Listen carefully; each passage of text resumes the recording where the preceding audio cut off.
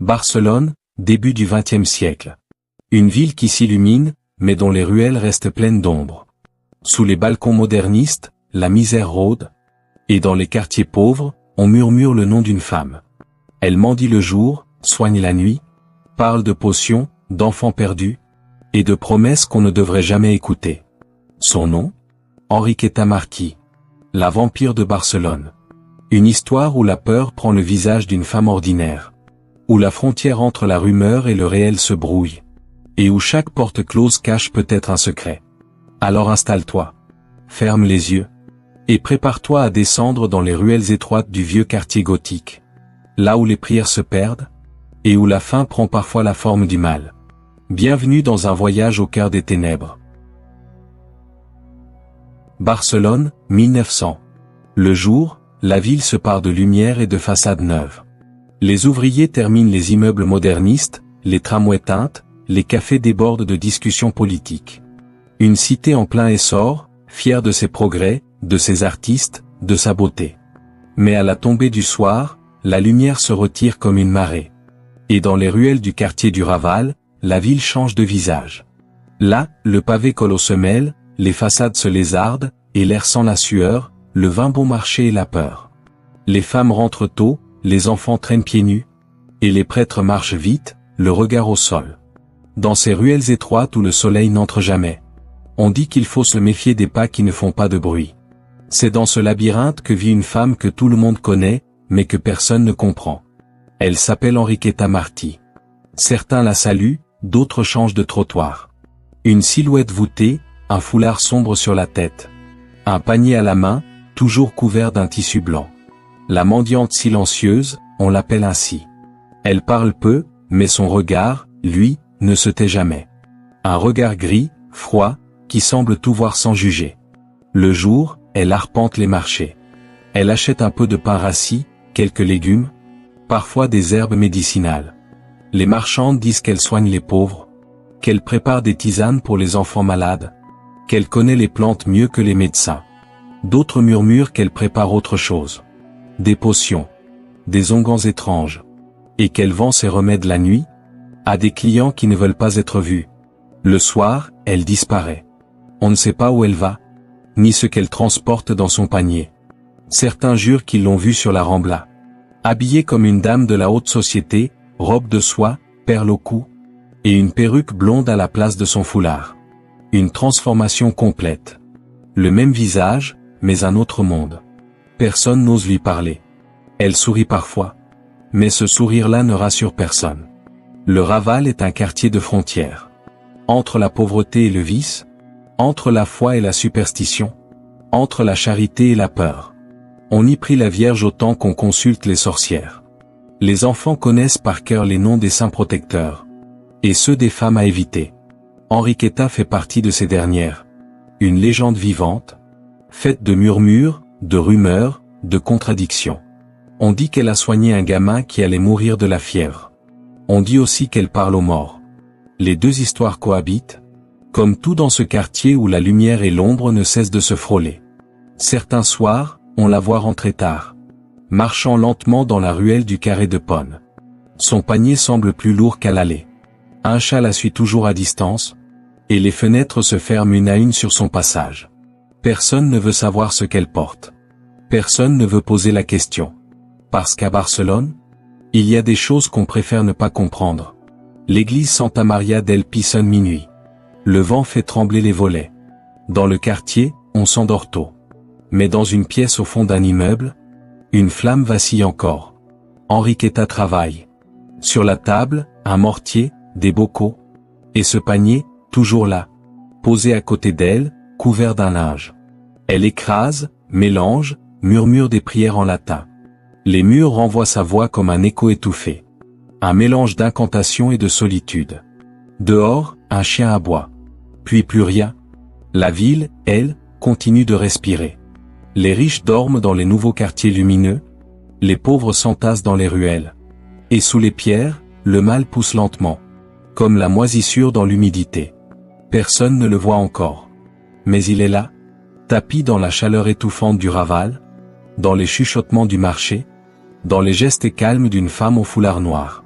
Et si Barcelone s'endort, c'est parce qu'elle ne veut pas savoir ce qui veille.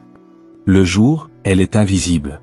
Parmi les mendiantes du marché, Enriqueta ne se distingue pas. Une silhouette voûtée, un foulard noir, des mains abîmées. Elle connaît tout le monde, et personne ne la regarde vraiment. Elle parle doucement, toujours polie. Offre parfois un morceau de pain à un enfant, une herbe pour calmer la fièvre, ou un conseil pour apaiser la toux. Les vieilles femmes disent qu'elle a le don. Les curés, qu'elle joue avec le diable. Mais dans les deux cas, on lui donne une pièce. Et elle disparaît avant la nuit. Dans les ruelles du Raval, on dit qu'elle vit seule. Une chambre étroite, un matelas, des bocaux, des images de saints au mur. Rien d'anormal, sinon le silence qui y règne. On n'entend jamais ni pas, ni voix, ni prière. Juste parfois, le bruit d'un mortier. Et l'odeur entêtante d'herbes écrasées. Pourtant, chaque soir, quelque chose change. La porte claque doucement. Et la femme du marché s'efface. Dans une petite pièce sans fenêtre, Enriqueta ouvre un coffre. À l'intérieur, une perruque blonde, un flacon de parfum, une robe de soie couleur vin. Et des bijoux ternis. Elle se regarde dans un miroir fendu. Ses yeux, d'ordinaire ternes, brillent d'une lueur différente. Ce n'est plus la mendiante. C'est une autre femme. Une dame de la nuit.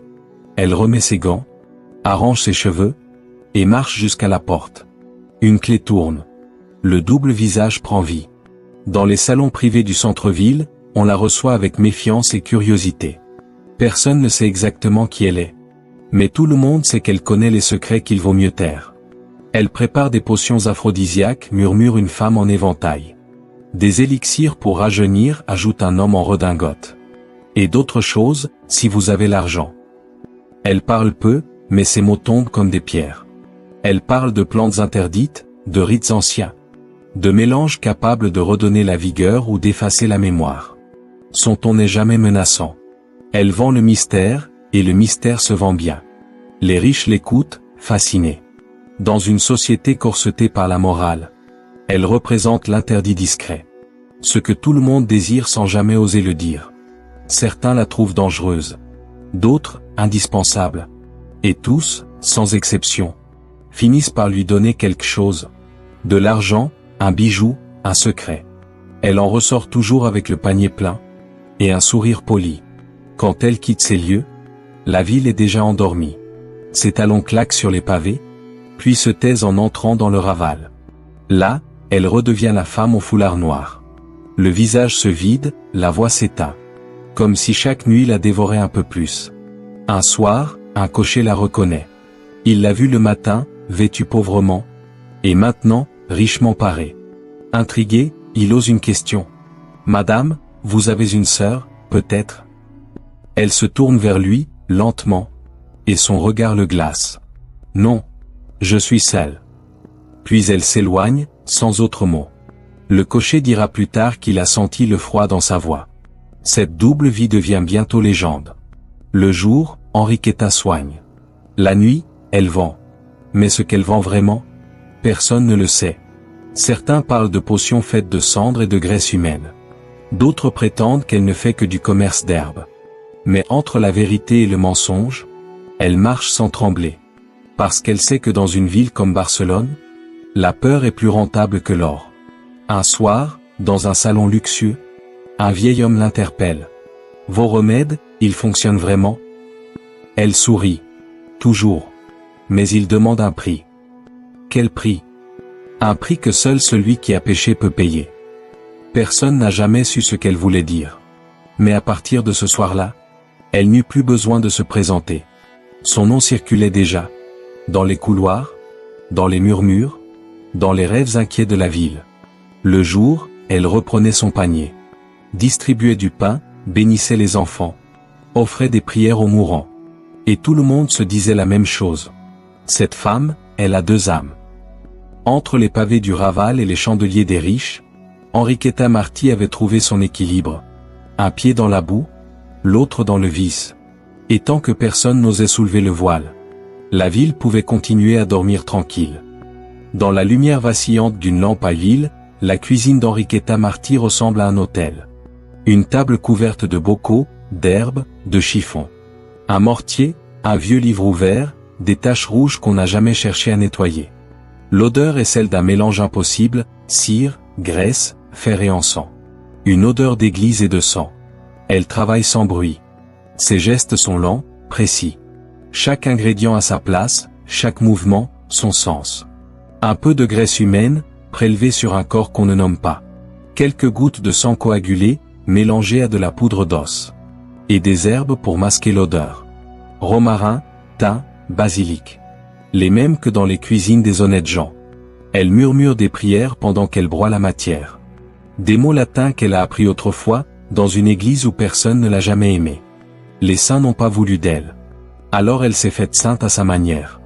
Le liquide qu'elle obtient est sombre, presque noir. Visqueux, lourd, vivant. Elle le verse dans des flacons, qu'elle cache dans une caisse de vin. Chaque fiole est étiquetée, rajeunissement, amour, fertilité, silence. Des élixirs pour les riches, faits à partir des restes des pauvres. Quand elle les livre, personne ne pose de questions. Les clients ferment les volets, puis tendent la main. Ils paient sans un mot. Certains tremblent, d'autres sourient, soulagés. Tous veulent croire. Car à Barcelone, le péché a toujours eu un parfum. Et celui-là, c'est Enriqueta qui le distille. Elle ne croit pas à la magie. Elle croit au besoin, à la peur, à la faiblesse humaine. Ce que les autres appellent maléfice, elle l'appelle survie. Un moyen de rester à flot dans une ville qui broie les pauvres et engraisse les puissants. Vous croyez au miracle, lui avait demandé un jour un prêtre. Seulement à ce qu'on fabrique soi-même, avait-elle répondu. Parfois, elle s'arrête un instant. Regarde ses mains tachées. Soupire. Puis reprend son travail. Il y a dans ses gestes quelque chose de presque tendre. Comme si elle ne préparait pas des poisons, mais des prières. Des remèdes pour un monde malade. Dans un coin, un petit lit. Un enfant y dort. Un de ceux qu'elle recueille parfois. Les voisins croient qu'elle les soigne. Elle dit qu'ils n'ont nulle part où aller. L'enfant respire faiblement. Sur sa peau, des traces étranges. Des brûlures légères. Elle le regarde longuement. « Tu es un ange » murmure-t-elle. Et les anges doivent servir à quelque chose. Les bocaux se remplissent. La pièce se vide. Et la rumeur, elle, enfle. Les gens du quartier parlent de cris entendus la nuit, de lumière qui reste allumée jusqu'à l'aube, d'ombres qui passent derrière les rideaux. Certains disent qu'elle sacrifie des enfants. D'autres qu'elle ne fait que soigner les âmes perdues. Mais à chaque nouvelle disparition, les regards se tournent vers elle. Puis se détournent aussitôt. Parce qu'on ne veut pas savoir ce que contient le panier d'Enriqueta Martí. Un soir, alors qu'elle écrase une pâte rouge dans son mortier, elle entend des pas dans la ruelle. Des voix d'enfants, des rires. Elle s'arrête. Ferme les yeux. Et sourit doucement. Il rit encore murmure-t-elle. C'est qu'il reste un peu d'innocence dans ce monde. Puis elle reprend son geste. Broie, verse, mélange. Une alchimie lente, obsédante. Dans son esprit, ce n'est pas du mal. C'est un service rendu. Une manière d'équilibrer la balance du monde. Quand la cloche de Santa Maria del Mar sonne 3 heures du matin, la dernière potion est prête. Elle souffle la lampe. La flamme tremble, puis s'éteint. La pièce replonge dans l'obscurité. Les bocaux scintillent faiblement dans la nuit. Un cœur silencieux, prêt à vendre la rédemption à ceux qui ont déjà perdu leur âme. Le vent descend des collines et s'engouffre dans les ruelles du Raval. Il soulève la poussière, éteint les lampes, emporte les rires. La nuit avale tout. Et dans ce noir de suie, les mères serrent leurs enfants contre elles avant d'éteindre la bougie. Depuis quelques semaines, quelque chose rôde. Un souffle de peur. Une absence qui s'étire. Un prénom qu'on ne prononce plus. Le premier fut un petit garçon nommé Joseph. On l'a vu jouer devant la boulangerie, puis plus rien. Le lendemain, son jouet a été retrouvé dans une flaque. Et sa mère n'a plus jamais parlé. Puis ce fut une fillette, Rosita, disparue en allant chercher du lait. Son panier, vide, a été retrouvé près du marché. Le Raval n'a pas besoin de journaux pour se souvenir.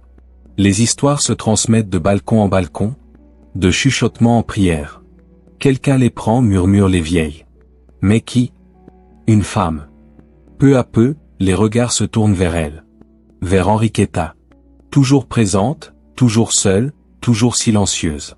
Elle continue de passer avec son panier. S'arrête devant les portes. Parle aux enfants. Leur offre du pain, une orange, parfois une caresse sur la tête. Ne t'inquiète pas, petit, je connais ta mère. Une voix douce, trop douce. Les enfants l'aiment bien. Les mères la craignent. Et les pères baissent les yeux quand elles les croisent. La police ne fait rien. Les pauvres n'ont pas de voix. Et Enriqueta, elle, a des amis puissants. Des gens qu'on a vus sortir tard de son appartement du carré de Pone. Des hommes bien habillés, des femmes en manteau de velours. C'est une bienfaitrice, disent-ils. Une guérisseuse. Mais dans les tavernes, le ton change. On la surnomme la Bruixa, la sorcière. On dit qu'elle fabrique des potions avec le sang des innocents. Qu'elle garde les enfants chez elle avant d'eux. Personne n'ose finir la phrase. Une nuit, un vieil homme la suit. Il la voit quitter son immeuble avec son panier. Elle marche vite, sans bruit. Il tente de la suivre jusqu'à la Rambla. Mais à un croisement, elle disparaît. Comme avalée par la ville. Le lendemain, un autre enfant manque à l'appel. Les familles s'en remettent à Dieu. Les prêtres prêchent la prudence, pas la révolte. La misère ferme les bouches. Et Enriqueta continue de circuler, invisible au milieu du désespoir qu'elle entretient. Les gens ont besoin d'elle, parce qu'elle soigne, parce qu'elle prie, parce qu'elle comprend. Et dans une ville où personne n'a les moyens de guérir, elle est devenue un mal nécessaire. Les mères l'évitent mais la consultent. Elles lui confient leurs enfants malades. Elles lui achètent des potions contre le mauvais œil. Elle la remercie, puis se signe. Parce qu'on ne sait jamais, et que le diable aussi peut faire des miracles. Un soir, dans un coin du marché, une dispute éclate. Une femme accuse Enriqueta d'avoir pris son fils. La foule se fige. Enriqueta reste calme. Ton enfant est mort de la fièvre, dit-elle doucement. Tu veux accuser Dieu? La femme éclate en sanglots. Les autres baissent la tête. Personne ne dit rien. Personne n'ose contredire celle qui parle au ciel. À mesure que les disparitions s'enchaînent, les policiers notent les noms, les adresses, puis ferment les dossiers faute de preuves. Le Raval, dit-on, est un quartier de fantômes. Les enfants s'y perdent, comme dans un rêve. Mais dans les murmures du soir, un nom revient toujours. Un nom prononcé avec précaution, comme une prière inversée. Enriqueta. Certains disent qu'elle protège les enfants qu'elle trouve. Qu'elle les nourrit, les soigne, les abrite. D'autres affirment qu'elle les revend à ceux qui veulent rester jeunes. La vérité, personne ne la sait. Et c'est ce qui la rend plus terrifiante encore. Un matin, un policier s'approche d'elle sur le marché. « Madame Marty, on dit que vous recueillez des enfants. » Elle sourit. « Oui, les miens. Ceux que la ville a oubliés. » « Et où sont-ils, ces enfants? » « Là où ils ne souffrent plus. » La phrase glisse comme une lame dans l'air. Le policier la regarde, hésite, puis s'éloigne sans rien dire. La ville apprend à vivre avec la peur. Les mères prient, les pères boivent, les enfants ne sortent plus seuls. Et chaque fois qu'une silhouette au foulard noir traverse la rue, les fenêtres se ferment d'un coup. Pas par haine, par instinct. Parce que dans les ombres du Raval, on ne sait jamais si la main qui tend un fruit ne cache pas déjà le goût du poison. Le carré de Ponent est une rue comme les autres. Étroit, sale, traversé par les cris des marchands et les roues des charrettes.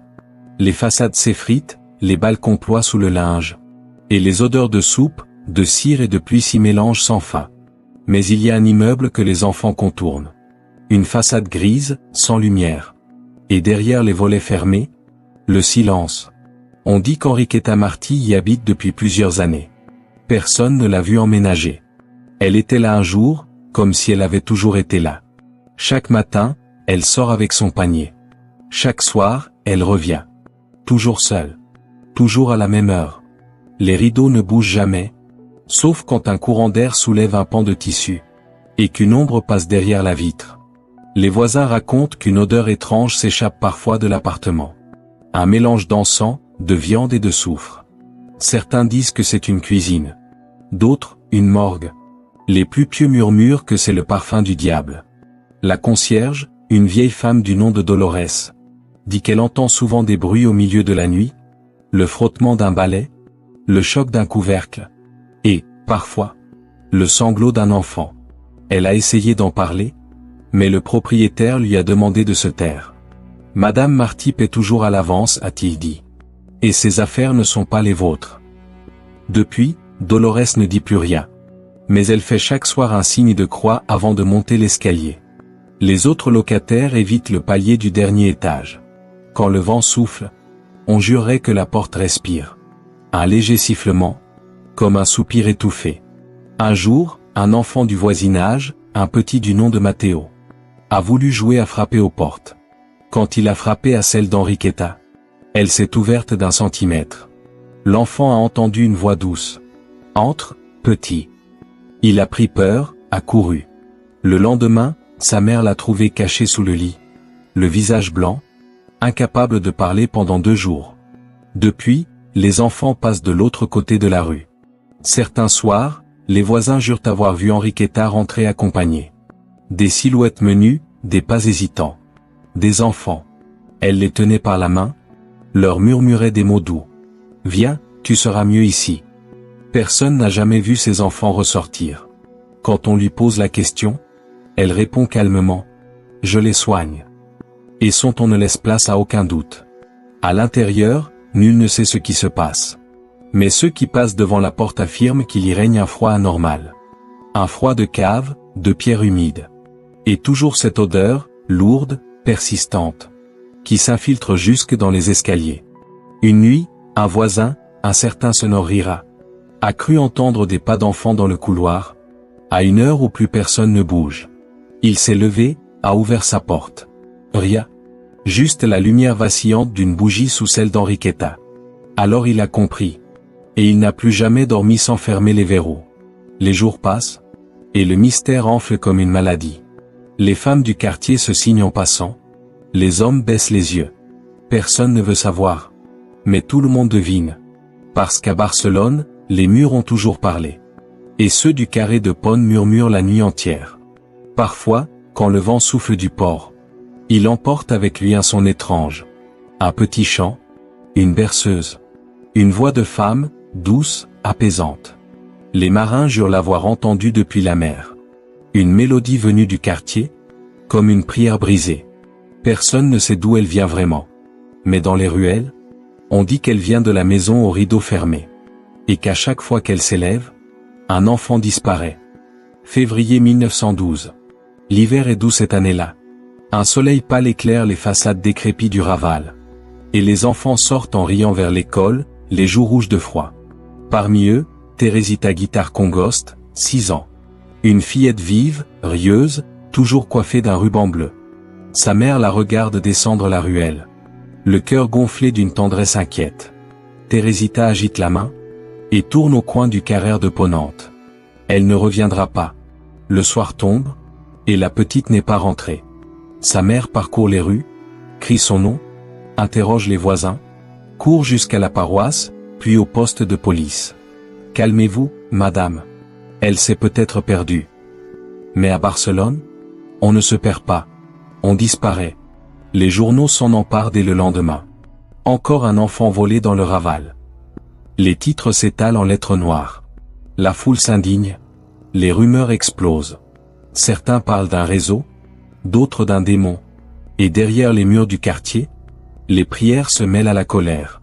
Teresita devient un symbole. Son visage circule partout. Dans les cafés, sur les marchés, jusque dans les tramways. Une enfant souriante, aux yeux trop vivants pour appartenir au silence. Les policiers fouillent, interrogent, perquisitionnent, mais chaque ruelle du Raval semble avaler leurs pas. Les habitants savent, mais ne parlent pas. Parce qu'ici, la peur ne se raconte pas. Elle se partage. Le soir, dans un appartement du carrère de Ponante, une lumière brille derrière les rideaux fermés. L'odeur d'encens et de cire s'élève lentement. Et une voix chante, douce, lente, hypnotique. Duerme, menina, duerme. Une berceuse. Une prière. Un sort. À l'intérieur, Teresita est là. Vivante. Assise sur un petit lit de fer. Les yeux rougis. Le regard vide. Ses cheveux ont été coupés courts. Sa robe remplacée par un vêtement trop grand. Elle ne pleure plus. Elle écoute. Enriqueta lui parle d'une voix tendre. Ne t'inquiète pas, mon ange. Ici, personne ne te fera de mal. Elle lui caresse la joue, lui donne une soupe fade, lui murmure qu'elle est sa fille désormais. Et Teresita, trop fatiguée pour comprendre, hoche la tête et ferme les yeux. Dans le quartier, la tension monte. Chaque mère garde ses enfants à l'intérieur. Les prêtres organisent des processions. Des cierges brûlent à chaque coin de rue. On prie la Vierge, on maudit le diable. Et toujours, le nom d'Enriqueta circule à mi-voix. Elle sait des choses. Elle a vu des enfants. Elle les soigne, dit-elle. Mais personne ne frappe à sa porte. Une semaine passe. Puis deux. Teresita semble effacée du monde. La ville continue, comme si l'absence d'un enfant était devenue une habitude. Mais certaines nuits, les voisins jurent entendre une voix d'enfant. Faible, brisée. Un petit cri, vite étouffé. Et derrière, toujours la même chanson. Duerme, Minina, duerme. Enriqueta la nourrit, la lave, la coiffe. Elle l'appelle ma petite. Mais parfois, en la regardant dormir, son visage change. Quelque chose passe dans ses yeux. Une absence. Une autre femme. Celle de la nuit. Celle qui sait ce que vaut un corps d'enfant sur le marché de la peur. Elle touche la joue de Teresita. Tu es précieuse, toi, murmure-t-elle. Très précieuse. Un soir, elle reçoit une visite. Un homme bien habillé, chapeau, manteau long. Il parle bas. Elle ouvre une boîte, montre un flacon rempli d'un liquide doré. L'homme la paye, s'incline, part sans un mot. Dans le couloir, une fillette se cache derrière la porte. Elle a tout vu. Le lendemain, elle racontera ce qu'elle a vu à sa mère. Une enfant enfermée, et une femme qui riait doucement en chantant une berceuse. Ce témoignage, anodin, passera de bouche en bouche, jusqu'à devenir une certitude. Teresita Guitare n'est pas morte. Elle est prisonnière. Et dans les entrailles du Raval, derrière une porte close, le monstre au foulard noir berce sa proie avec amour. L'après-midi est tiède sur Barcelone. Un ciel pâle, des cris d'enfants dans les ruelles. Et le vent du port qui s'infiltre entre les façades du Raval. Angelina, 8 ans, joue à la marelle sur le trottoir.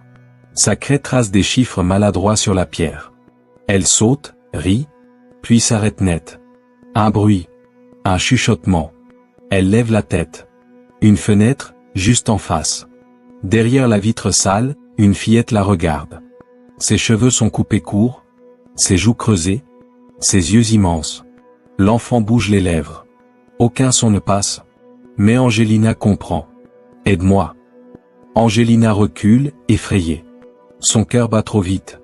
Elle regarde autour d'elle, mais la rue est vide. Quand elle lève de nouveau les yeux, la fillette a disparu. Elle court. Jusqu'à la maison, jusqu'à sa mère. Maman, il y a une fille, là-haut. Elle pleure. Elle m'a parlé. La mère la gronde d'abord, puis remarque la peur dans ses yeux. Où, ma fille? Montre-moi. Angelina la tire par la main, jusqu'au carrère de Ponante. La fenêtre est fermée. Mais l'air sent la cire brûlée et quelque chose d'autre. Quelque chose qu'on n'arrive pas à nommer. Le soir, la mère raconte l'histoire à son mari. Lui hausse les épaules, jusqu'à ce qu'elle mentionne un nom. C'est chez Enriqueta Martí. Alors le silence tombe. Un silence lourd, fait de peur et de superstition. Ne t'en mêle pas, dit-il. Cette femme est protégée. Et maudite. Mais Angelina ne dort pas cette nuit-là.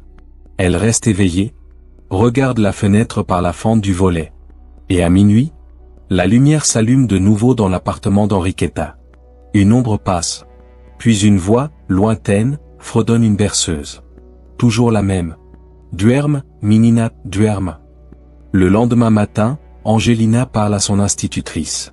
Une femme sévère, croyante, mais attentive. Elle écoute, pâlit, et finit par écrire une lettre à la police. Quelques jours plus tard, 2 agents montent la rue, leurs pas résonnant sur les pavés. Ils s'arrêtent devant la porte. Un instant d'hésitation. C'est ici? Oui. Appartement de la Sonora Martí. C'est la première fois que quelqu'un frappe à cette porte. Un bruit derrière. Des pas lents. Puis la clé tourne dans la serrure. La porte s'entr'ouvre. Une femme apparaît, le visage calme, les yeux sombres. Un tablier gris, un foulard noir. Que puis-je faire pour vous, messieurs? Nous avons reçu un signalement. Une enfant aurait été vue depuis votre fenêtre. Un petit silence. Un sourire presque bienveillant. Ah, cette petite voisine. Elle s'imagine des choses. Les enfants ont tant d'imagination. Elle ouvre un peu plus. Vous voulez vérifier? L'air de l'appartement est lourd, mêlé d'encens et de quelque chose d'acide. Les policiers hésitent. Regardent autour d'eux. Rien d'anormal, à première vue. Une table, quelques chaises, des icônes religieuses. Puis-je vous demander d'où vient cette odeur? Je prépare des remèdes, répond-elle simplement. Pour les pauvres.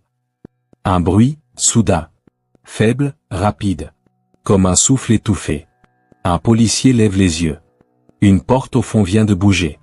C'est quoi, là-bas? La chambre? Je garde une enfant malade. Sa mère me l'a confiée. Le ton est calme? Trop calme. Les agents échangent un regard. Puis l'un d'eux s'approche. Pose la main sur la poignée. La tourne. Un cri. Un vrai. Dans la pièce, 2 fillettes. Sales, amaigries, les yeux écarquillés. L'une sur un lit, l'autre debout, immobile, comme pétrifiée. Comment t'appelles-tu, petite? Teresita. Les policiers se figent. Le monde entier se tait. Dans la pièce, l'odeur est insoutenable. Des restes de nourriture, des tissus tachés, et sur la table, des bocaux remplis d'un liquide trouble. Enriqueta ne bouge pas. Elle se tient droite, les mains croisées. Son regard passe sur les enfants, puis sur les policiers. Vous voyez? Je les soigne. Un silence. Puis un ordre sec. Madame Marty, vous allez nous suivre. Dans la rue, la nouvelle se répand comme une traînée de feu. Les voisins sortent sur les balcons. Les enfants crient. Les femmes se signent.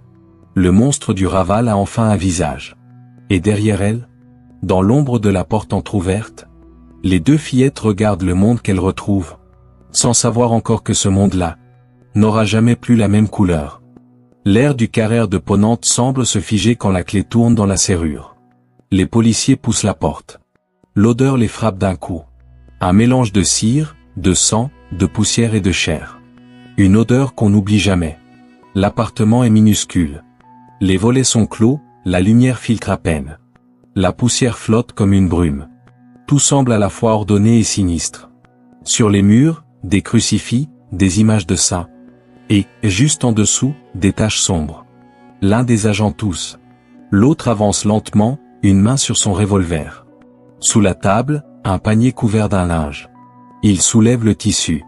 Dedans, des os minuscules, et un petit soulier d'enfant. Il referme aussitôt. L'odeur monte. Personne ne parle. Les policiers avancent dans le couloir. Sur la table, des bocaux en verre, soigneusement alignés. Certains contiennent un liquide épais, jaunâtre. D'autres, une matière rougeâtre où flottent des fragments qu'on préfère ne pas identifier. Des mèches de cheveux, des rubans, des perles d'enfant. Et, sur un plateau d'étain, un petit cœur séché. Un murmure traverse la pièce. Mon Dieu! Dans le salon, des jouets. Une poupée sans tête, un cube de bois, un ours en peluche couvert de poussière. Un décor presque banal. Mais ici, tout respire le faux. L'enfance travestie. Au fond, une porte. Fermée. Verrouillée. Les policiers échangent un regard. La frappe. Pas de réponse. Ils forcent la poignée. Le verrou cède. La pièce est sombre, étouffante. Une seule bougie brûle sur une commode. Et dans la pénombre, 2 fillettes. L'une, recroquevillée sur un matelas. L'autre, debout, figée, les yeux grands ouverts. Elles respirent à peine. Elles ont peur de bouger. C'est elle, murmure un policier. Petite, comment tu t'appelles? Un souffle. Presque rien. Teresita. Les agents se regardent. Le nom qu'ils cherchaient. Celui des affiches, des prières, des pleurs. Teresita Guitare. Vivante. Elle cligne des yeux, la bouche sèche. Ses cheveux ont été coupés courts. Sa robe est sale. Ses jambes couvertes de marques. Elle tremble. Mais quand l'un des policiers s'approche, elle recule d'un pas. Elle a dit qu'elle reviendrait. Qui, ma petite? La dame. Dans le coin, l'autre enfant pleure sans bruit. Un petit filet de voix, comme un oiseau blessé. Elle m'a dit que j'étais malade. Que je devais rester sage. Que si je pleurais, elle me ferait dormir pour toujours. Les policiers sortent les fillettes. Le couloir est étroit, l'air irrespirable. Teresita s'accroche à la manche de l'un d'eux. Ses doigts sont glacés. En sortant, elle croise Enriqueta. Assise calmement sur une chaise, comme si tout cela la dépassait. Vous voyez? Je vous l'avais dit, murmure-t-elle. Je les soigne. Les agents fouillent encore. Sous le lit, des morceaux de tissu tachés. Dans un tiroir, un petit carnet. Des noms, des dates, et des symboles étranges, des croix, des chiffres, des initiales. Sur la cheminée, un portrait d'enfant, découpé dans un journal, et collé sur une planche de bois. Le capitaine feuillette le carnet, puis lève les yeux vers elle. Qu'est-ce que tout cela signifie? Elle hausse les épaules. Mes souvenirs. Dehors, la foule commence à s'amasser. Quelqu'un a parlé. Le bruit court dans les rues. On a trouvé les enfants. Chez la sorcière. Les curieux se pressent. Les femmes se signent. Les hommes crient vengeance. À la fenêtre, la lumière d'Enriqueta tremble encore. Comme si l'appartement lui-même respirait la peur. Les fillettes sont emmenées à l'hôpital. Les médecins notent leur état, leurs blessures. Teresita murmure des mots sans suite. La soupe, les bocaux, les prières. L'autre, plus jeune, ne parle pas du tout. Elle fixe le plafond, comme si elle craignait que la voix d'Enriqueta la poursuive jusque dans ses rêves. Pendant ce temps, les policiers descendent les marches, le panier, les bocaux, le carnet. Preuves et mystères entremêlés. Et au centre de tout cela, une femme qui sourit doucement, comme si l'arrestation n'était qu'une formalité. Ce n'est pas fini, dit-elle d'une voix basse. Vous ne savez pas ce que j'ai fait pour eux. Elle tourne la tête vers les enfants qu'on éloigne. Ils m'aimeront encore. Puis elle baisse les yeux, et se tait. Le soir, dans la ruelle, l'air semble plus lourd que jamais. Les rideaux tremblent. Les voisins n'osent plus ouvrir leurs portes. Parce qu'ils savent désormais que, derrière celle d'Enriqueta Martí, ce qu'ils entendaient depuis des mois, ce n'étaient pas des prières. C'étaient les pleurs de l'enfer. Les policiers ont déjà tout vu. Des bagarres, des cadavres, des crimes de misère. Mais ce qu'ils découvrent dans cet appartement dépasse tout. Ils appellent ça une cuisine. Mais ce n'est pas une cuisine. C'est un laboratoire du désespoir. Un atelier de mort au cœur de Barcelone. Les volets restent clos. Une lampe à pétrole jette sur les murs une lumière tremblante. Et chaque reflet semble révéler une autre horreur. Sur la table, des couteaux de tailles différentes, certains encore poisseux, un mortier, des bocaux ouverts, et un linge blanc taché de rouge. Les policiers n'osent pas toucher. Ils observent. Respirent à peine. L'un d'eux s'approche d'une étagère. Il soulève un pot. À l'intérieur, une matière jaunâtre, dense, comme de la cire fondue.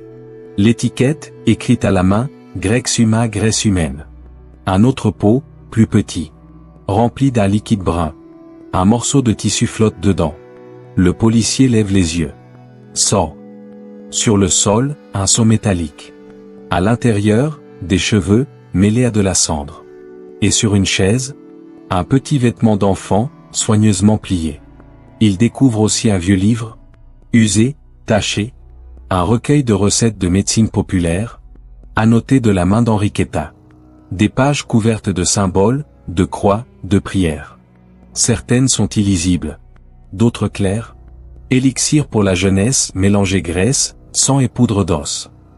Le mal a toujours besoin de méthode. Dans un tiroir, des fioles de verre. Des liquides ambrés, opaques, rosâtres. Les bouchons sont scellés à la cire. Chaque flacon porte un nom. Rejuvenece d'or. Amor. Contra la soldade.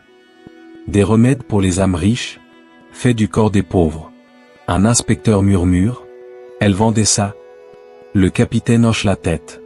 Et ils en achetaient. Parce qu'à Barcelone, la peur de vieillir vaut plus cher que la morale. Dans la cheminée, ils trouvent des os calcinés. Petits. Fragiles. Certains encore reconnaissables. Des côtes d'enfants. Un fragment de crâne. L'un des policiers sort, vomit dans la cour. Le silence retombe. Sur le mur, une série de crochets. Certains encore tachés. Et suspendu à l'un d'eux, un petit ruban bleu. Le ruban de Teresita. Les hommes se regardent. Personne ne parle. L'un d'eux ferme les yeux, fait un signe de croix. Seigneur, pardonne-nous d'avoir attendu si longtemps. Enriqueta, dans la pièce voisine, écoute sans bouger. Assise sur une chaise, les mains posées sur ses genoux. Elle semble ailleurs. Quand un policier entre, elle sourit. Vous fouillez ma maison? Votre maison, c'est une tombe. Non, répond-elle simplement. Un lieu de guérison. Les médecins légistes arrivent. Ils prennent des photos, numérotent les bocaux, notent les odeurs, les textures, les poids. Un inventaire de l'indicible. L'un d'eux murmure. C'est de l'anthropophagie à froid. Non, répond un autre. C'est pire. C'est du commerce. Les journaux, dehors, s'enflamment déjà. La vampire de Barcelone. Une sorcière moderne. Les reporters campent dans la rue, griffonnant chaque rumeur comme une vérité. Mais à l'intérieur de la maison, rien n'a besoin d'être exagéré. La réalité suffit. Les agents empaquettent les preuves, les portent un à un dans la rue. Chaque bocal, chaque vêtement, chaque os, devient une confession muette. Les passants se pressent pour voir. Certains pleurent, d'autres se signent. Et tous sentent, dans l'air, l'odeur de l'enfer se mêler à celle du jasmin. Dans un coin de la pièce, un petit carnet d'écolier. Une écriture fine, penchée. Des noms, des dates, des chiffres. Certains barrés, d'autres soulignés. Les enquêteurs y voient un registre. Un décompte. Une comptabilité de la mort. Quand ils ferment la porte derrière eux, ils savent que plus rien ne sera comme avant. La ville ne pourra plus dire qu'elle ignorait. Le mal avait une adresse, et une cuisine. Un cœur d'enfant y battait encore la veille.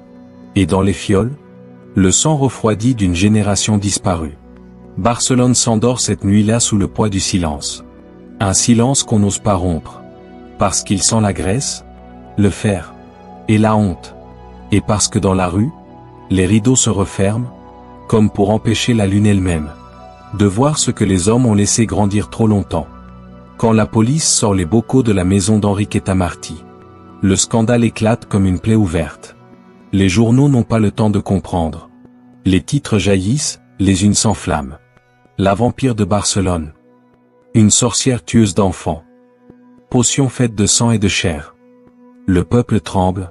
Mais dans les salons dorés de la haute société, le frisson est d'un autre genre. Car bientôt, les rumeurs changent de ton. On ne parle plus seulement d'une femme folle, mais d'un commerce, un réseau, une circulation d'élixirs étranges, vendus à prix d'or aux puissants de la ville. On dit qu'Enriqueta fournissait des remèdes aux dames des beaux quartiers, des potions pour rajeunir, des toniques de vigueur masculine, des filtres d'amour. Les ingrédients, personne ne veut les connaître. Mais tout le monde devine. Un journaliste, un certain Licerano, écrit dans El Diluvio. Nous avons peur, non de la sorcière, mais de ceux qui ont bu à sa coupe. L'article ne paraîtra jamais. Le lendemain, Serrano démissionne. Officiellement pour raison de santé. Dans les bureaux du commissariat, les dossiers s'empilent. Des témoignages disparaissent, des preuves se perdent. Les enquêteurs eux-mêmes n'osent plus parler. Un capitaine de police confiera plus tard. Nous avons compris que certaines portes ne devaient pas s'ouvrir. Des noms circulent en secret. Des hommes politiques, des médecins respectés, même un prêtre, dit-on. Des gens qui connaissaient Enriqueta, qui lui rendaient visite la nuit, qui la payaient en bijoux, en promesses, en silence. Elle soignait les riches avec les pauvres. Murmure un inspecteur. Et tout le monde y trouvait son compte. Au tribunal, les juges feignent la distance. Mais certains dossiers disparaissent entre deux audiences. Des preuves égarées. Des échantillons contaminés. Les journaux cessent peu à peu d'en parler. Les gros titres s'effacent, remplacés par d'autres scandales plus convenables. La peur doit avoir une fin. Et surtout, elle ne doit pas remonter trop haut. Dans le Raval, pourtant, les gens continuent de parler. Pas à haute voix, mais entre eux. Ils se rappellent les visites nocturnes, les voitures élégantes devant l'immeuble d'Enriqueta, les silhouettes bien mises qui entraient par la porte arrière. Les femmes jurent qu'elles ont vu des gants de soie sur la rampe d'escalier, et senti le parfum des riches dans la cage sombre. Les monstres ont toujours des complices, dit une voisine. Mais eux, on ne les arrête pas. Dans la prison où Enriqueta attend son procès, les gardiens reçoivent des lettres. Certaines anonymes, d'autres signées. Des menaces, des suppliques, des offres d'argent pour éviter le scandale. Même enfermée, elle fait peur aux vivants. Et plus encore à ceux qui ont acheté ses remèdes. Une nuit, un médecin légiste, celui qui a analysé les bocaux, est retrouvé mort dans sa maison. Officiellement, chute accidentelle dans les escaliers. Mais sur sa table, un dossier manquant.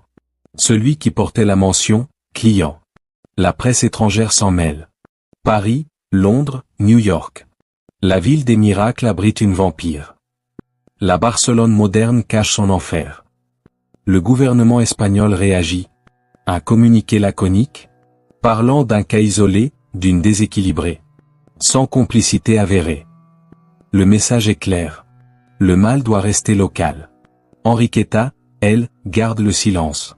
Elle ne nie rien. Elle ne confirme rien non plus. Quand un juge lui demande si elle agissait seule, elle sourit doucement. Personne n'agit seul, monsieur le juge. Même le diable a ses acheteurs. Le dossier judiciaire s'éteint lentement. Les témoins se rétractent. Les preuves manquent. Et les noms des puissants s'effacent, comme écrits sur de la cendre. Dans les archives, il ne reste que quelques feuillets, un carnet, et un mot griffonné en marge, à ne pas rouvrir.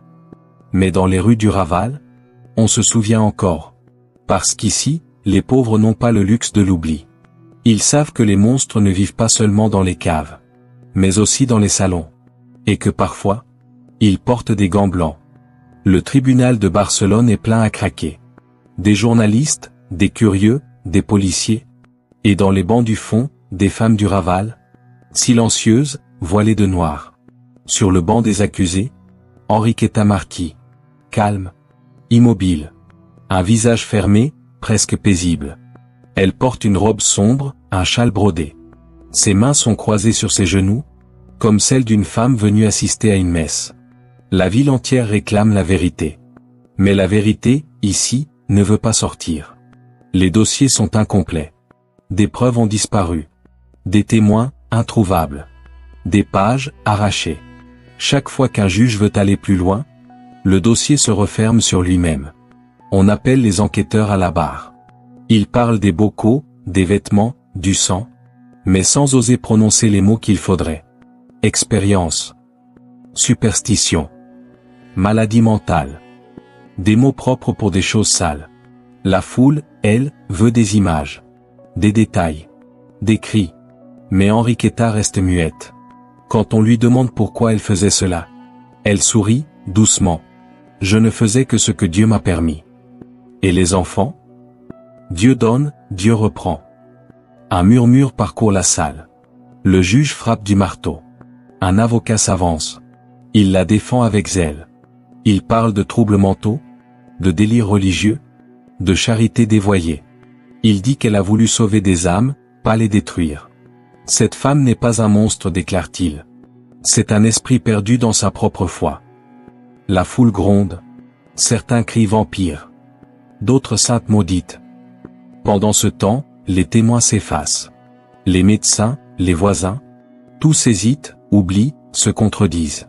Une infirmière jure avoir entendu les enfants parler de soupe bizarre. Un inspecteur affirme que certains bocaux ont été jetés par erreur. Une voisine raconte qu'elle l'a vu prier tous les soirs pour les âmes perdues. Chaque témoignage annule le précédent. Et dans ce brouillard, le monstre se dilue. Enriqueta observe. Parfois, elle baisse la tête, comme une élève à qui l'on fait la leçon.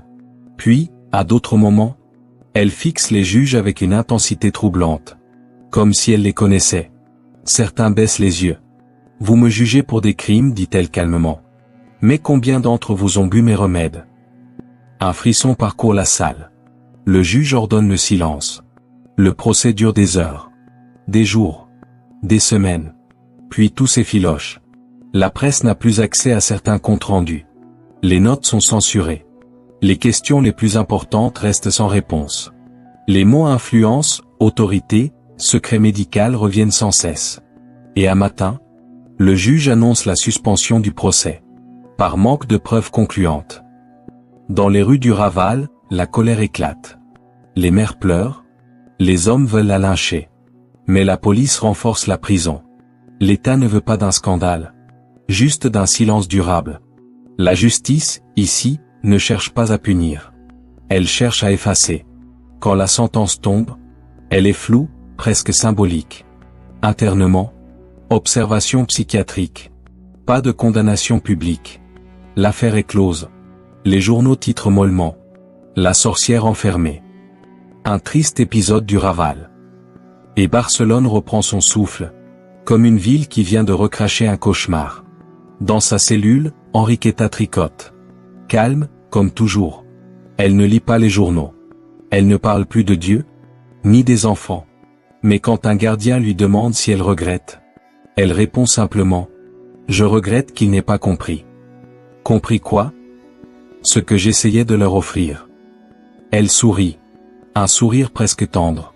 Et le silence retombe, épais comme une couverture sur la conscience d'une ville.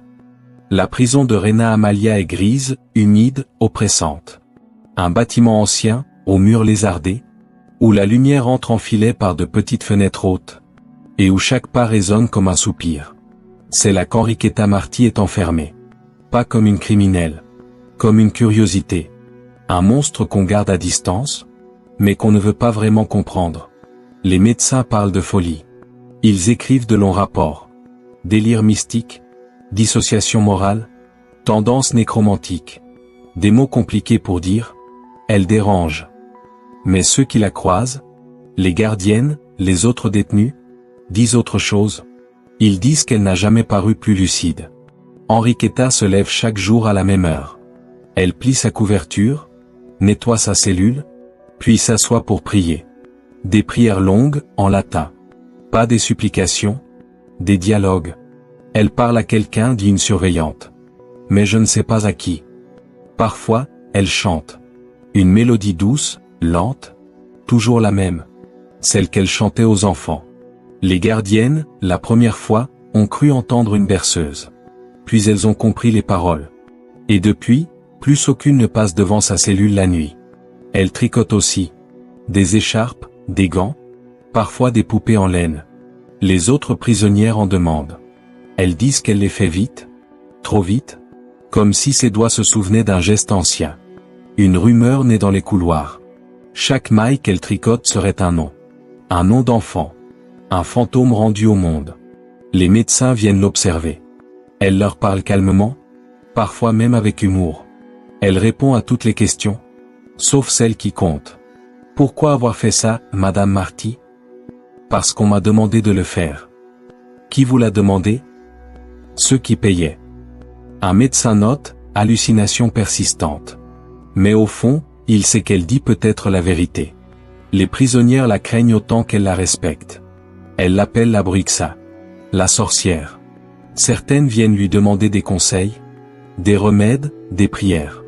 Elle les écoute, puis leur glisse des mots à l'oreille. Des mots qui semblent apaiser, jusqu'à ce que la nuit suivante, elle fasse des cauchemars. Une fois par semaine, le prêtre de la prison vient la voir. Il tente de lui parler de repentance. Elle sourit, lève les yeux au ciel. « Je n'ai rien à me faire pardonner, mon père. J'ai soulagé la douleur des autres. À ma façon. Vous avez tué des enfants. Non. Je les ai rendus utiles. » Le prêtre recule, fait un signe de croix, et ne revient plus jamais seul. Les gardiens notent son comportement. Aucune crise, aucune colère, aucune peur, seulement un calme inquiétant, celui des gens qui n'attendent plus rien. Un jour, une surveillante lui demande « À quoi pensez-vous, quand vous êtes seul ?» Elle répond sans lever les yeux « Je ne suis jamais seule. » L'hiver arrive. Dans la cour, les femmes marchent en rond pour se réchauffer. Enriqueta, elle, reste immobile. Le froid ne semble pas l'atteindre. Elle regarde le ciel gris, comme si elle guettait un signe. « Vous croyez encore en Dieu ?» lui demande une codétenue. « Je crois en l'ordre, dit-elle. Et Dieu est le plus grand des ordonnateurs. » Puis elle reprend son tricot, sans émotion. Certains soirs, elle chuchote des noms. Les gardiennes croient d'abord à des prières. Mais en tendant l'oreille, elles reconnaissent des prénoms d'enfants disparus. Teresita, Joseph, Rosita, une litanie d'absents, un chapelet de fantômes. Le médecin-chef écrit dans son rapport final. Cette femme n'est pas folle. Elle est vide. Et dans cette vacuité, il y a quelque chose de plus effrayant que la démence. Quelque chose de parfaitement lucide, de parfaitement humain. À Rena Amalia. Le temps ne passe pas pour Enriqueta Martí. Elle prie, tricote, chante. Toujours la même berceuse. Comme si tout cela n'était qu'un jeu qu'elle avait perdu. Et qu'elle attendait simplement qu'on la laisse rejouer. Mars 1913. La prison de Rena Amalia dort encore quand le bruit se répand dans les couloirs. Une rumeur qui se faufile de cellule en cellule, comme un souffle glacé. La sorcière est morte. On la retrouve à l'aube, étendue sur le sol de sa cellule, le visage tourné vers le mur. Les couvertures sont en désordre. Le tricot interrompu à mi-poids. Ses yeux sont clos. Ses mains jointes. Pas de lutte apparente. Pas de cri. Juste ce silence lourd, celui d'un secret de plus qu'on emporte. Les gardiennes hésitent à entrer. Elles l'observent un instant, comme pour s'assurer qu'elle ne joue pas encore. Car avec Enriqueta, on n'est jamais sûr de rien. Quand le médecin arrive, il pose 2 doigts sur sa gorge, puis secoue la tête. Elle est morte depuis la nuit. Officiellement, arrêt cardiaque. Mais dans les couloirs, personne n'y croit vraiment. Une détenue jure avoir entendu des coups. Une autre parle d'un cri étouffé. On dit que plusieurs prisonnières, lassées de sa présence, seraient entrées dans sa cellule pendant la nuit. Elle priait trop fort, murmure l'une, et les morts ne dormaient plus. Les registres ne notent rien. Aucune mention de violence. Juste une ligne. Décédée dans la nuit du 12 au 13 mars 1913. Cause, insuffisance cardiaque. Un mensonge administratif pour un monstre social. On transporte son corps sans cérémonie. Pas de famille, pas de fleurs. Son dossier est scellé, sa cellule nettoyée le lendemain. Mais les gardiennes disent qu'une odeur étrange a persisté plusieurs jours. Pas de décomposition. Non. Une odeur de cire et de sang séché. Comme celle de sa cuisine. Au Raval, la nouvelle met du temps à arriver. Quand elle tombe, le quartier reste silencieux. Personne ne pleure, personne ne se réjouit. C'est une mort utile, une mort attendue. Les femmes se signent. Les enfants, qu'on avait longtemps empêchés de prononcer son nom, savent seulement qu'un cauchemar vient de mourir. Mais le silence de la ville n'est pas celui de la paix. C'est celui du soulagement coupable. Le prêtre de la prison refuse de dire la messe. Elle a prié pour d'autres dieux. Alors on confie le corps à la terre, dans une fosse anonyme, au cimetière de Montjuic. Pas de croix, pas de nom, juste une pierre, et un numéro. La rumeur, elle, continue de vivre. Certains disent qu'elle s'est pendue avec un drap. D'autres qu'on l'a battue à mort. D'autres encore, qu'elle a simplement cessé de respirer, comme si elle avait décidé que son rôle était terminé. Une gardienne jurera, des années plus tard. Quand je suis entré, j'ai cru qu'elle souriait. Dans les nuits d'hiver, les détenues racontent qu'elles entendent encore sa voix. Une chanson, douce, balancée. Duerme, Minina, duerme. Et parfois, disent-elles, on la voit passer dans le couloir, foulard noir sur la tête, panier à la main, elle ne regarde personne. Elle va simplement de cellule en cellule, comme si elle cherchait encore des enfants malades à soigner. Barcelone, elle, ne l'a jamais vraiment effacée. Le Raval a changé, mais ses murs gardent la mémoire. Et sous la pierre, dans l'humidité des caves, on dit que le cœur de la ville bat encore au rythme de sa berceuse. Enriqueta Martí est morte, mais son ombre, elle, continue de respirer. Les années ont passé. Les journaux ont jauni. Les enfants de l'époque sont devenus vieux, et pourtant, personne n'a vraiment oublié. Dans le Raval, on a rebâti, repeint, déplacé les murs. Mais l'immeuble du Carrère de Ponente est toujours là. Une façade décrépite, des volets rouillés, et une porte qui refuse de rester fermée. On dit que, certaines nuits, quand la brume descend du port, la poignée tourne toute seule. Un grincement long, plaintif. Et la porte s'entr'ouvre, Comme si la maison respirait encore. Des locataires ont essayé d'y vivre. Aucun n'est resté. Les premiers parlent de bruit dans les murs, de pas dans le couloir, de chuchotements au pied du lit. Les plus courageux jurent avoir senti une présence. Une odeur d'encens mêlée à celle du sucre brûlé, comme la trace d'une cuisine disparue. Les enfants du quartier connaissent l'histoire par cœur. On la leur raconte le soir, pour qu'ils rentrent avant la nuit. Si tu restes dehors après le couvre-feu, la femme au panier viendra te chercher. Ils rient, bien sûr. Mais aucun ne traverse le carré de Pone après minuit. Parce qu'on entend parfois une chanson, flottant au-dessus des pavés. Duerme, Minina, duerme. Les vieilles du marché jurent l'avoir vue. Une silhouette mince, vêtue de noir, foulard serré, panier au bras. Toujours la même démarche lente, le même balancement léger.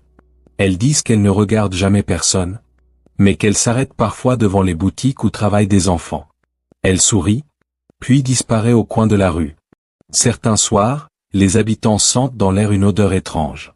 Un parfum sucré, presque agréable. Miel? Fleurs? On ne sait pas.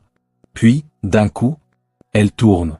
Devient âcre, métallique, comme si quelque chose venait de brûler. Les plus anciens haussent les épaules. C'est elle. Elle passe. Un gardien de nuit, un certain Miguel, racontera des années plus tard avoir vu la silhouette près de l'ancien immeuble. Elle portait un panier. J'ai cru que c'était une mendiante. Je lui ai demandé si elle avait besoin d'aide.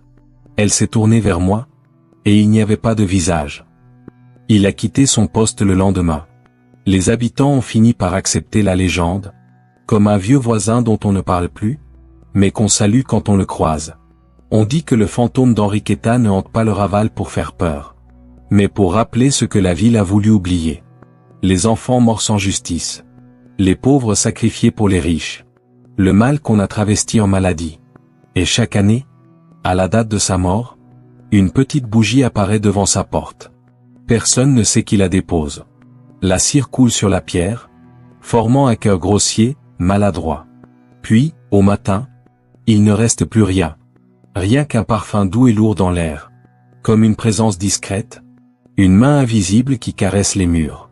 Les touristes prennent des photos. Les guides racontent l'histoire comme un mythe gothique.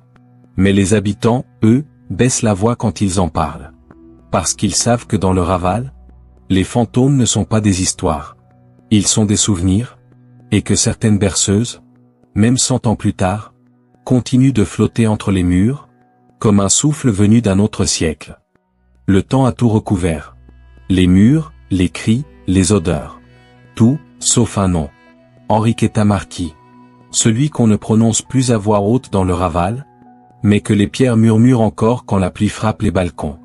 Elle est devenue un mythe. Un avertissement. Un fantôme tissé dans les ruelles comme une ombre persistante. Les historiens la décrivent comme une tueuse. Les superstitieux, comme une sorcière. Les vieux, comme un mal nécessaire. Mais au fond, personne ne sait vraiment qui elle était. Une criminelle? Une victime d'un monde sans pitié? Ou juste le reflet exact de la ville qu'il a créée? Barcelone, en 1910, voulait paraître moderne, brillante, civilisée. Mais dans ses entrailles, le Raval abritait encore la faim, la misère et la peur. Et Enriqueta, avec son panier et son sourire, n'a fait qu'en montrer le visage. On dit qu'elle n'a jamais quitté la ville. Que sa silhouette erre encore dans les rues étroites. Entre les lanternes et les marchés du soir. Certains jurent la voir sur le port, regardant les bateaux s'éloigner, comme si elle attendait toujours qu'on lui pardonne. Dans les livres, son nom est devenu une curiosité. Un chapitre sordide de l'histoire locale. Mais dans la mémoire des habitants, elle est restée bien plus que cela. Un rappel. Que le mal n'a pas besoin de croc ni de cape. Qu'il peut porter un foulard noir et parler doucement. Qu'il peut offrir la soupe avant de prendre la vie. Les enfants du Raval la prennent comme une comptine. Ne suis jamais la dame au panier, même si elle sourit, même si elle t'appelle. Car sous son foulard, dort la vampire de Barcelone. Ils rient, mais leur rire sonne toujours un peu faux. Et la ville, belle, vivante, pleine d'ombre, continue de marcher sur ses secrets. Sous ses façades rénovées, sous ses terrasses ensoleillées, le cœur d'Enriqueta bat encore, discret, patient. Il bat au rythme des pas des passants, des enfants qui courent, des marchands qui crient. Un battement léger, presque imperceptible. Mais toujours là. Car certaines histoires ne meurent jamais. Elles changent de visage, de siècle, de forme. Elles se fondent dans les pierres, dans les berceuses, dans les rêves. Et parfois, la nuit, quand Barcelone s'endort, un souffle passe dans les ruelles. Duerme, Minina, duerme. Alors les volets se ferment, les bougies s'éteignent, et le silence retombe sur la ville. La vampire dort. Mais la ville, elle, ne dort plus vraiment. Elle dort à présent, dans le ventre tranquille de Barcelone. Sous la pierre, sous la poussière. Entre 2 siècles et 2 prières. Son nom a traversé le temps, comme une ombre qu'on n'efface jamais tout à fait. Enriqueta Marquis. La vampire du Raval. La femme aux berceuses. Celle qui transformait la peur en rituel. Et la douleur en commerce. La ville, elle, continue de vivre. Ses murs ont changé. Ses visages aussi. Mais la nuit, quand le vent souffle depuis le port, il porte encore un parfum d'encens et de sucre brûlé. Un souvenir. Une mise en garde. Dans le silence des ruelles, on dit que son esprit veille.